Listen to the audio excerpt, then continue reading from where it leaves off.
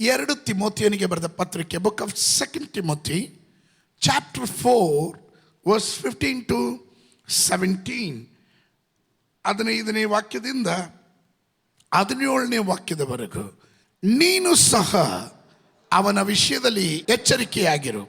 ಅವನು ನಮ್ಮ ಮಾತುಗಳನ್ನು ಬಹಳವಾಗಿ ಎದುರಿಸಿದನು.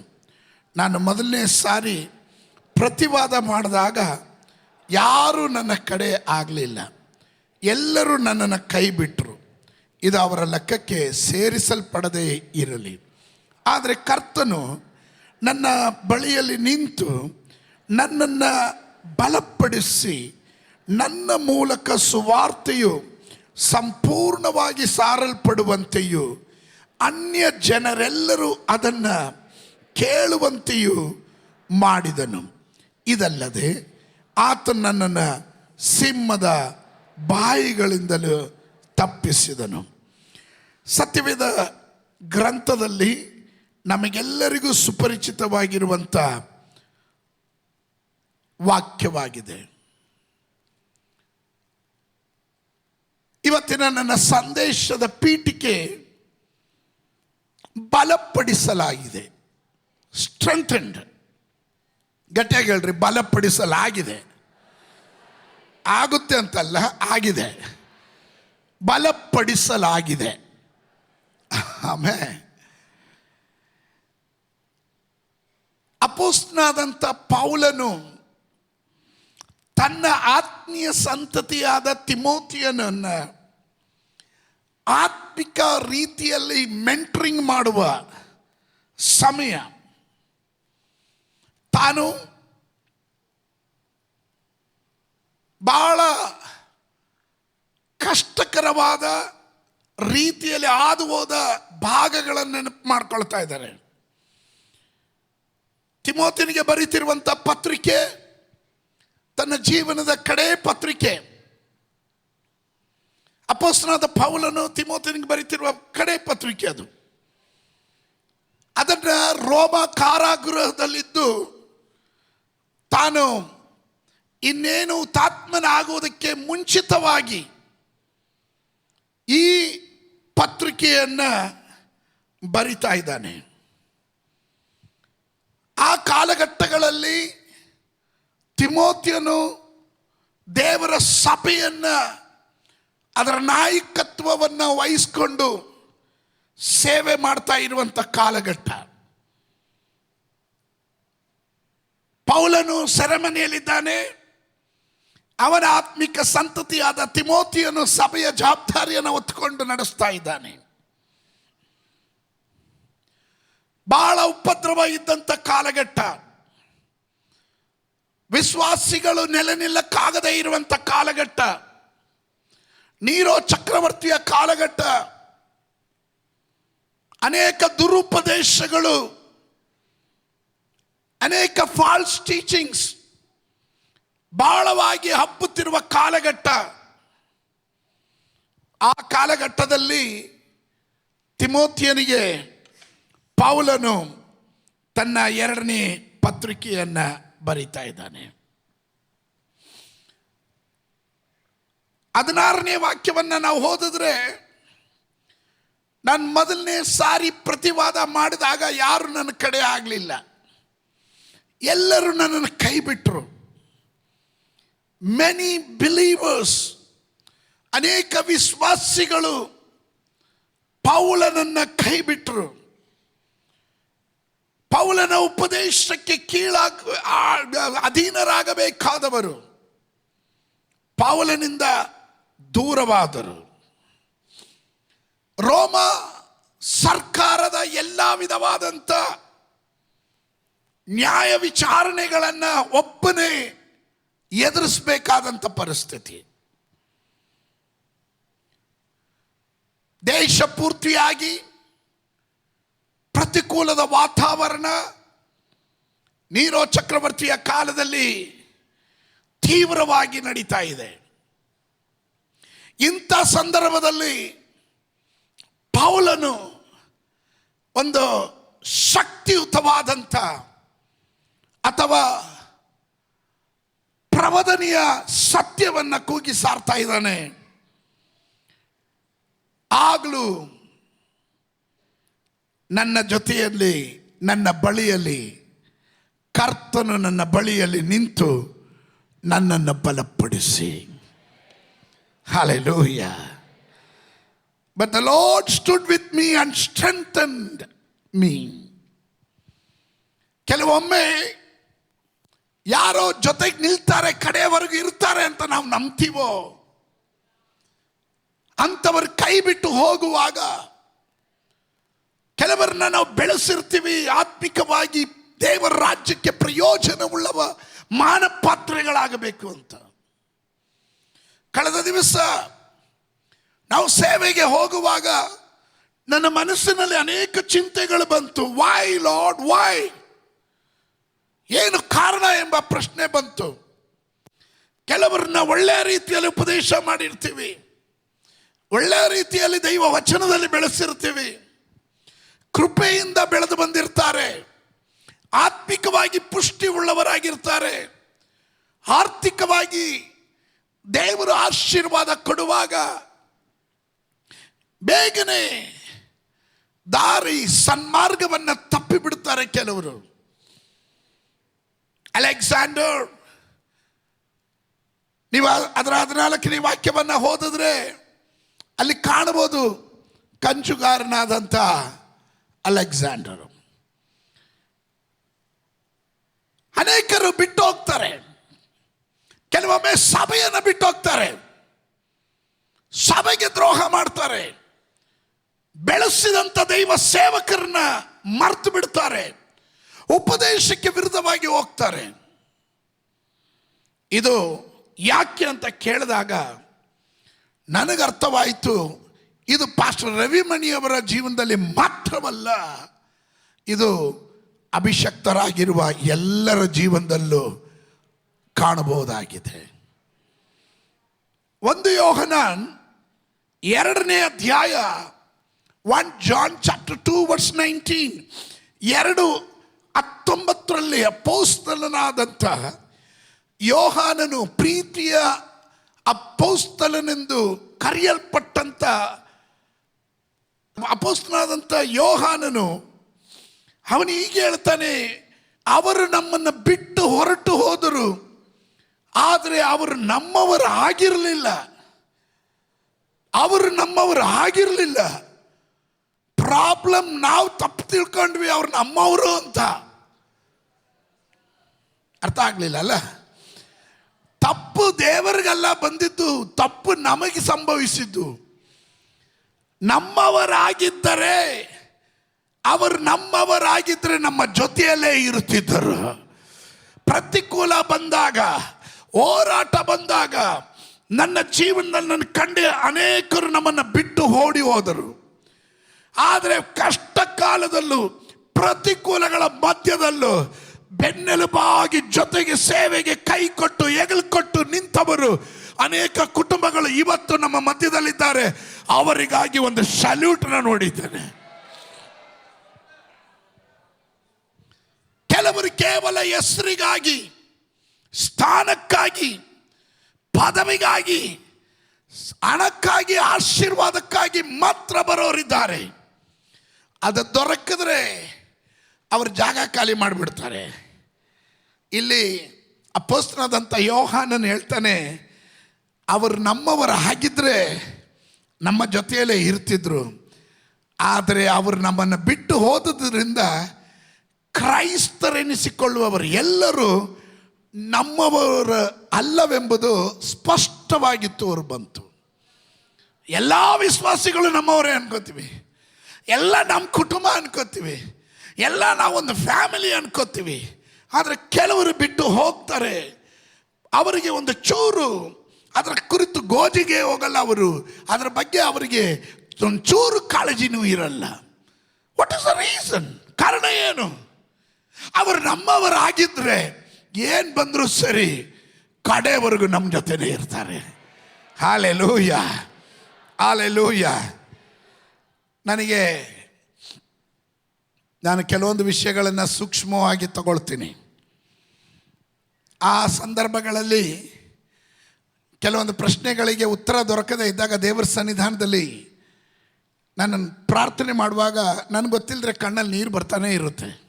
ಐ ಡೋಂಟ್ ನೋ, ತುಂಬ ಇಮೋಷ್ನಲ್ ಆಗ್ಬಿಡ್ತೀನಿ ನಾನು. ಅಳ್ತಾ ಪ್ರಾರ್ಥನೆ ಮಾಡುವಾಗ ದೇವರು ನನಗೆ ಹೀಗೆ ಹೇಳಿದನು, when people leave you God draws near to you ಅಂತ. ಯಾವಾಗ ಜನ ನಿನ್ನನ್ನು ಬಿಟ್ಟು ಹೋಗ್ತಾರೋ ಆಗ ದೇವರು ನಿನ್ನನ್ನು ಹತ್ತಿರಕ್ಕೆ ಇನ್ನೂ ಸೆಳೀತಾ ಇರ್ತಾನೆ ಅಂತ.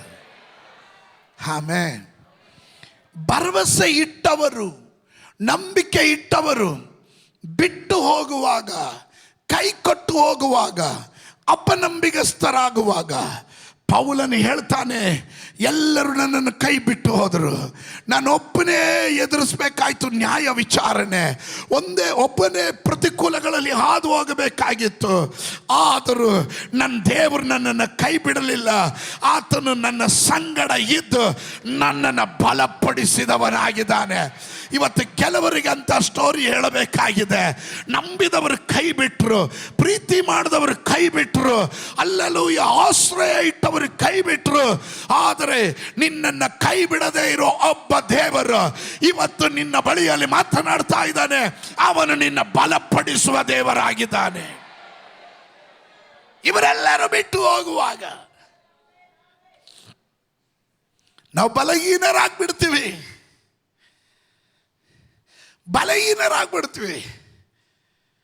ಆದರೆ ಕರ್ತನು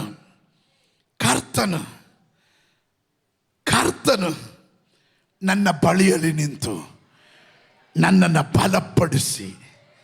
ಆಮೇಲೆ ಕೀರ್ತನೆ 27:10 ಹೇಳುತ್ತೆ, Psalms 27:10, ತಂದೆ ತಾಯಿಗಳು ನನ್ನನ್ನು ತೊರೆದು ಬಿಟ್ಟರೇನು, ಯೆಹೋವನು ನನ್ನನ್ನು ಸೇರಿಸಿಕೊಳ್ಳುವನು.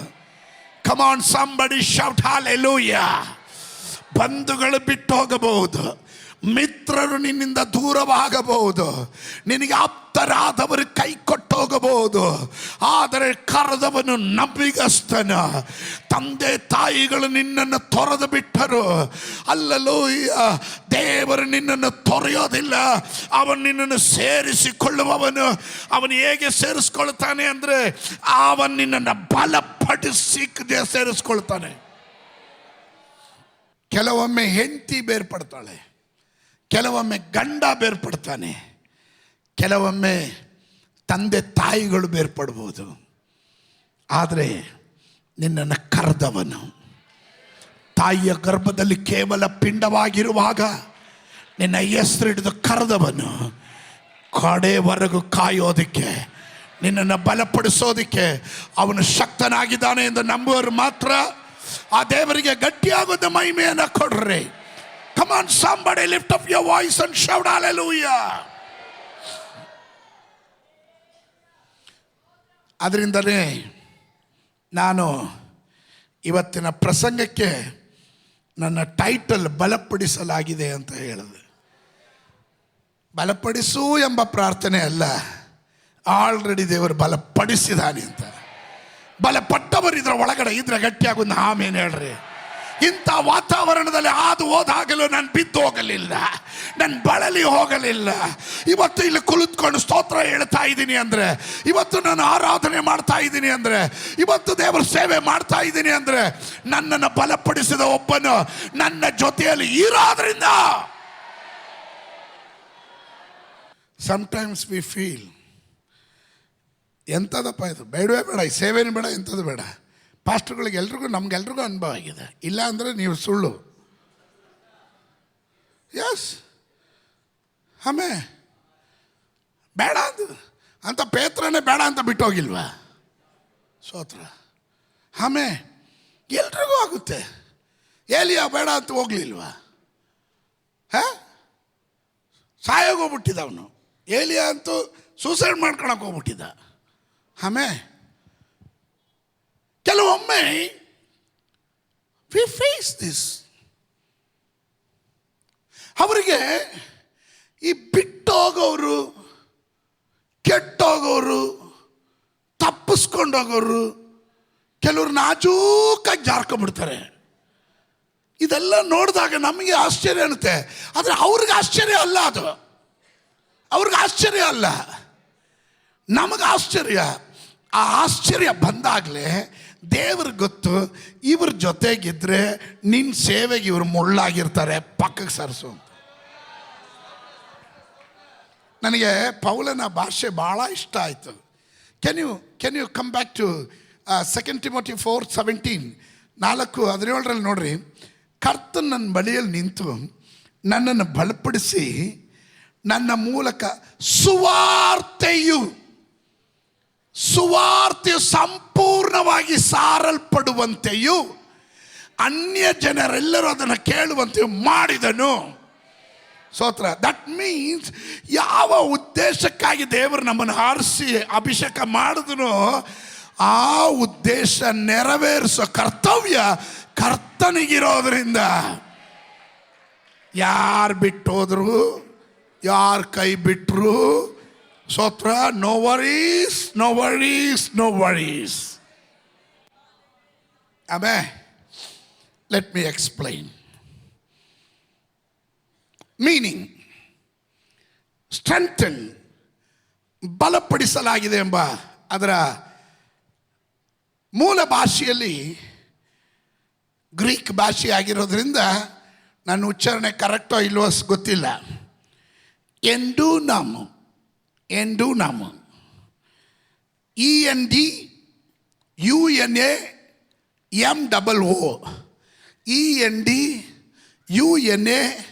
ENDUNAMOO.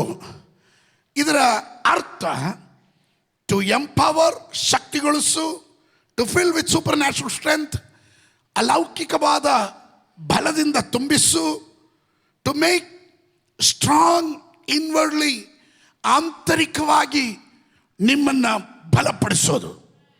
ಆಮೇಲೆ ಹಲೋ, ಇದ್ದೀರಾ ನೀವು ನನ್ನ ಜೊತೆ? ಆಂತರಿಕವಾಗಿ ನಿಮ್ಮನ್ನು ಬಲಪಡಿಸೋದು, ಅಲೌಕಿಕವಾಗಿ ನಿಮ್ಮನ್ನು ಸೂಪರ್ ನ್ಯಾಚುರಲ್ ಸ್ಟ್ರೆಂತಲ್ಲಿ ಅಲೌಕಿಕವಾದ ಬಲ ಮತ್ತು ನಿಮ್ಮನ್ನು ದೇವರು ಶಕ್ತಿಯಿಂದ ತುಂಬಿಸೋದು. ಅದರ ಅರ್ಥ ನಾನು ಹೇಳ್ತೇನೆ, ನಿಮಗೇನು ಮಾಡೋಕ್ಕಾಗಲ್ವೋ ಅದನ್ನು ನಿಮ್ಮ ಮೂಲಕ ಮಾಡಿಸ್ತಾನೆ ಅಂತ. ನಿಮಗೆ ಅದರ ಬಲ ಇಲ್ಲ, ನಿಮಗೆ ಅದರ ಸಾಮರ್ಥ್ಯ ಇಲ್ಲ, ಆದರೆ ನಿಮ್ಮನ್ನು ದೇವರು ಬಲಪಡಿಸ್ತಾನೆ ಅಂತ. Praise God, hallelujah. ಉದಾಹರಣೆ ಬೈಬಲ್ನಲ್ಲಿ ಓದಿದ್ರೆ, ದಾನಿಯೇಲನು ಸಿಂಹದ ಗವಿಯಲ್ಲಿರುವಾಗ ಸಿಂಹದ ಬಾಯಿಗಳನ್ನು ಕಟ್ಟುವುದಕ್ಕೆ ದೇವರು ದಾನಿಯೇಲನಿಗೋಸ್ಕರ ದೂತರನ್ನ ಇಳಿಸಿದನು. ದಾನಿಯೇಲನ ಪುಸ್ತಕ 6:22 ನಾವು ಕಾಣ್ತೀವಿ. ಅದನ್ನು 6:22 ನಾವು ಕಾಣ್ತೀವಿ. ಸದ್ರಕ್, ಮೇಷಕ್, ಅಬೇದ್ನೆಗೋ ಬೆಂಕಿಯ ಜ್ವಾಲೆಯಲ್ಲಿ ಇರುವಾಗ 4ನೇಯವನಾಗಿ ಇಳಿದು ಬಂದಿದ್ದು ಅವರನ್ನ ಬಿಡಿಸೋದಕ್ಕೆ, ಹಲ್ಲೆಲೂಯಾ, ಅವರನ್ನ ಬಲಪಡಿಸೋದಕ್ಕೆ. ಸ್ತೆಫನನನ್ನು ಕಲ್ಲೊಡೆದು ಕೊಲ್ಲುವಾಗ ಯೇಸು ಕ್ರಿಸ್ತನ ಮುಖವನ್ನ ಕಾಣ್ತಾ ಇದ್ದಾನೆ. ತಂದೆಯ ಬಲಭಾಗದಲ್ಲಿ ಇರುವ ಯೇಸು ಕ್ರಿಸ್ತನ ಮುಖವನ್ನ ಅವನು ಕಾಣ್ತಾ ಇದ್ದಾನೆ. ಅಪೊಸ್ತಲ ಕೃತ್ಯಗಳು 7:55-56. When the fire increases, God's presence becomes visible. ಯಾವಾಗ ಒತ್ತಡ ಜಾಸ್ತಿ ಆಗುತ್ತೋ, ಯಾವಾಗ ಬೆಂಕಿ ಪರಿಶೋಧನೆಗಳು, ಹೋರಾಟಗಳು ಜಾಸ್ತಿ ಆಗುತ್ತೋ, ಆಗಲೇ ದೇವರು ಕಾಣತಕ್ಕಂತೆ ನಿನಗಾಗಿ ಪ್ರತ್ಯಕ್ಷನಾಗುತ್ತಾನೆ. ನಿಮಗೆ ಅರ್ಥ ಆಗಲಿಲ್ಲ? ದಾನಿಯೇಲನಿಗೋಸ್ಕರ ದೇವರು ದೂತರನ್ನ ಇಳಿಸಿದನು. ಶದ್ರಕ್, ಮೇಷಕ್, ಅಬೇದ್ನೆಗೋಗೋಸ್ಕರ 4ನೇಯವನಾಗಿ ಆ ಬೆಂಕಿಯಲ್ಲಿ ಇಳಿದು ಬಂದನು. ಸ್ತೆಫನನಿಗೋಸ್ಕರವಾಗಿ ಪರಲೋಕದ ದರ್ಶನವನ್ನು ತೋರಿಸಿದ ಹಾಗೆ ಇವತ್ತು ಕೆಲವರಿಗೋಸ್ಕರವಾಗಿ ಯಾವಾಗ ನೀನು ಪ್ರತಿಕೂಲಗಳಲ್ಲಿ ಹಾದು ಹೋಗ್ತೀಯೋ, ಹೋರಾಟಗಳ ಮಧ್ಯದಲ್ಲಿ ಹಾದು ಹೋಗ್ತೀಯೋ, ಆಗಲೇ ದೇವರು ಕಾಣತಕ್ಕಂತೆ ನಿನಗೆ ಪ್ರತ್ಯಕ್ಷನಾಗ್ತಾನೆ. ನಂಬರ್ ಗಟ್ಟಿಯಾಗೊಂದು ಆಮೇನ್ ಹೇಳ್ರಿ. Amen, amen, hallelujah. ನಿಮಗೆ ಅರ್ಥ ಆಗ್ತಾ ಇದೆ ಅಂತ ನಾನು ನಂಬ್ತೇನೆ. 17ನೇ ವಾಕ್ಯದಲ್ಲಿ ಹೇಳ್ತಾನೆ, ನನ್ನ ಮೂಲಕ ಸುವಾರ್ತೆಯು ಸಂಪೂರ್ಣವಾಗಿ ಸಾರಲ್ಪಡುವಂತೆ, so that the message might be fully proclaimed. The purpose, ದೇವರು ಏನಕ್ಕೆ ಕರೆದನು ಆ ಉದ್ದೇಶ ನೆರವೇರಿಸೋವರೆಗೂ ನೀನು ಬಲಹೀನನಾಗೋದಕ್ಕೆ ಬಿಡೋದಿಲ್ಲ.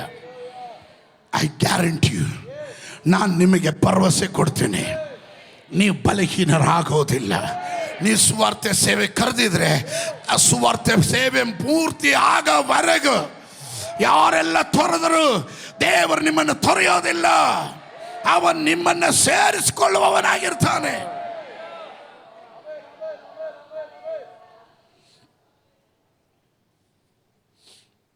ಪೌಲನ ಜೀವನವನ್ನು ಉಳಿಸೋದು ಮಾತ್ರ ಅಲ್ಲ ದೇವರ ಉದ್ದೇಶ. God strengthened him not just to survive. ಹೆಂಗ ಬದುಕೋ, ಹೆಂಗ ಜೀವನ ಮಾಡೋ. ಕೆಲವರು ಹೆಂಗ ಜೀವನ ಮಾಡೋದು, ಲಂಗೂ ಇಲ್ಲ ಲಗಾಮೂ ಇಲ್ಲ. ಸ್ತೋತ್ರ. ಹೆಂಗ್ ಬದುಕ್ತಾ ಇದ್ದಾರೆ ಅವ್ರಿಗೆ ಗೊತ್ತಿಲ್ಲ. ಈ ಸ್ತೋತ್ರ ಹೇಳ್ದ ಇದ್ದಾಗ ನನಗೊಂದು ಸಂಶಯ. ಆಮೇಲೆ ಸರ್ವೈವ್ಗೋಸ್ಕರ ಬದುಕಿದ್ದಲ್ಲ,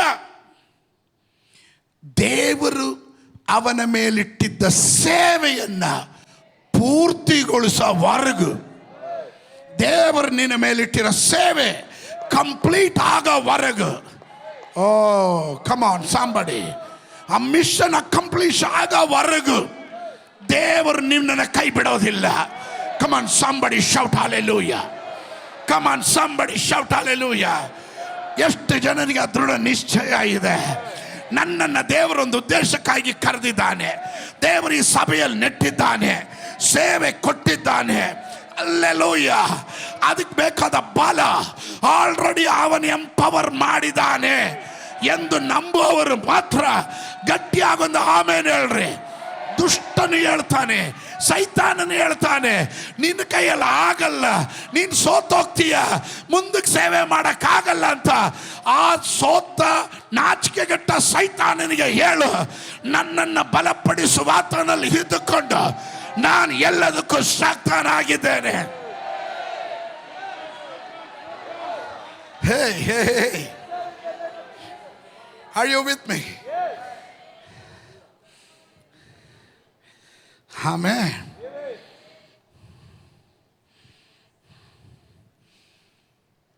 God gives strength to fulfill divine assignment. ದೇವರ ಉದ್ದೇಶವನ್ನ ನೆರವೇರಿಸುವುದಕ್ಕೆ ದೇವರು ನಮ್ಮನ್ನ ಬಲಪಡಿಸ್ತಾನೆ. Come on, somebody shout hallelujah. ಎಷ್ಟು ಜನರಿಗೆ ಅರ್ಥ ಆಗ್ತಾ ಇದೆಯೋ ಇಲ್ವೋ ಗೊತ್ತಿಲ್ಲ. ಆಮೇಲೆ ನಿನ್ನ ಮೇಲೆ ದೇವರು ಏನು ಉದ್ದೇಶ ಇಟ್ಟು ತಾಯಿಯ ಗರ್ಭದಿಂದ ನಿನ್ನನ್ನು ಹೆಸರಿಡಿದು ಕರೆದು ಬೇರ್ಪಡಿಸೋದನ್ನು, ಇಲ್ಲಿವರೆಗೆ ಕರ್ಕೊಂಬಂದ್ರೆ ಇಲ್ಲಿವರೆಗೆ ನಡೆಸೋದನ್ನು, ಅದು ನೆರವೇರವರೆಗೂ ಒಂದು ದುಷ್ಟ ನಿನ್ನನ್ನು ಮುಟ್ಟಕ್ಕಾಗಲ್ಲ, ಒಂದು ಶತ್ರು ನಿನ್ನನ್ನು ಮುಟ್ಟಕ್ಕಾಗಲ್ಲ, ಒಂದು ಮಾಟ ಮಂತ್ರದ ಶಕ್ತಿಗಳಿಗೂ ನಿನ್ನನ್ನು ಮುಟ್ಟಕ್ಕಾಗೋದಿಲ್ಲ, ಒಂದು ದುರ್ವ್ಯಾಧಿಗೂ ನಿನ್ನನ್ನು ಮುಟ್ಟಕ್ಕಾಗಲ್ಲ, ಒಂದು ದುಷ್ಟಾತ್ಮನಿಗೂ ನಿನ್ನನ್ನು ಮುಟ್ಟಕ್ಕಾಗಲ್ಲ. ನಿನ್ನ ಎಡಗಡೆ 1000, ನಿನ್ನ ಬಲಗಡೆ 10,000 ಸತ್ತು ಬಿದ್ದರು ನಿನಗೆ ಯಾವ ಕೇಡು ಸಂಭವಿಸೋದಿಲ್ಲ.